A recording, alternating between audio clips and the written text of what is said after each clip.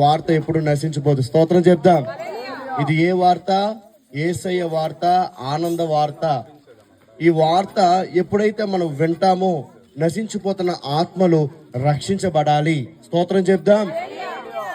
యేసు ప్రభు వారు లోకంలో సంచరిస్తున్నప్పుడు, ఆయన ఒక గ్రామంలో సంచరిస్తున్నప్పుడు లేదా వెళ్తున్నప్పుడు మార్తా అనే స్త్రీ ఆయనను తన ఇంట చేర్చుకుందని నమ్మిన వారు స్తోత్రం చెప్దాం. ఎవరు మాట్లాడకూడదు. మార్తా అనే స్త్రీ యేసు ప్రభుని తన ఇంట చేర్చుకుంది.